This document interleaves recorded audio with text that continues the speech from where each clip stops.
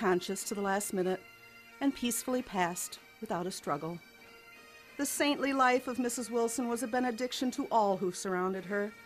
In pioneer days when sickness or trouble occurred, Mrs. Wilson was the first to be called upon by her neighbors, and her help was always ready. Her sweetness of disposition and her never-varying unselfishness and consideration for others made her an exceptional character.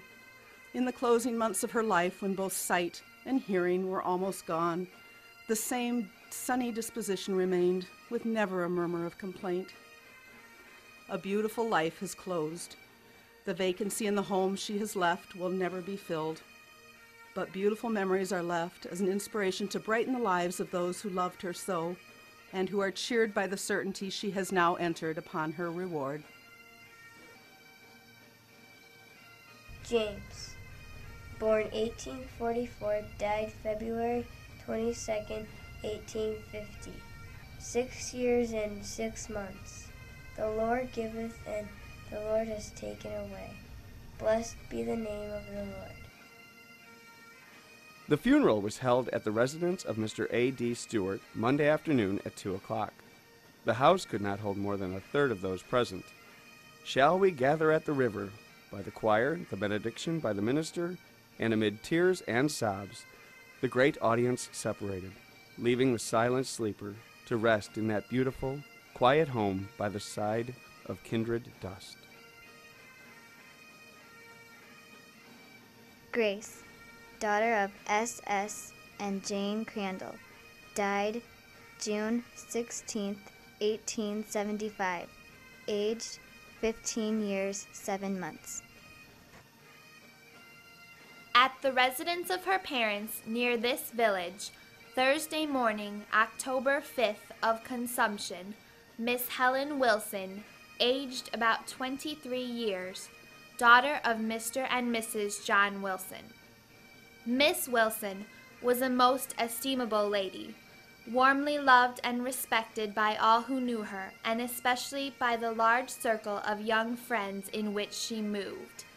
Many hearts are made sad by her death, and much sympathy is expressed for the bereaved parents and sisters and brothers in their deep sorrow.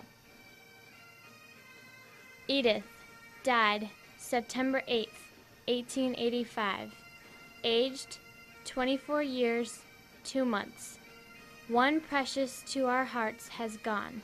The voice we love is stilled. The place made vacant in our home can never more be filled.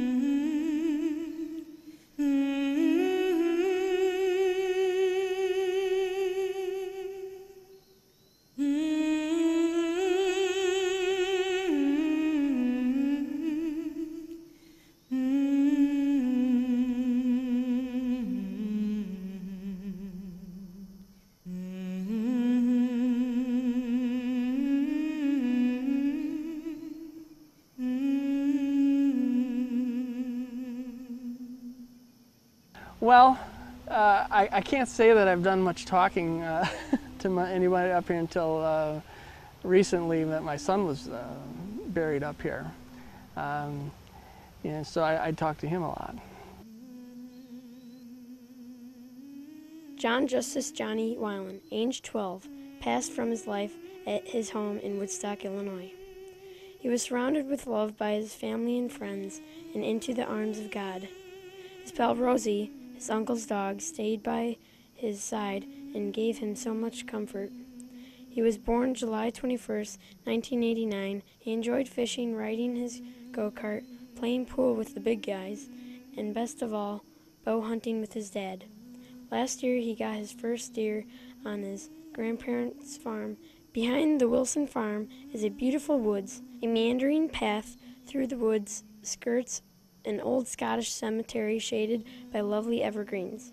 Beyond this is a clearing that has a picnic table, a tower swing, hammock, a fire pit, and a view of fields and farms that stretch for miles.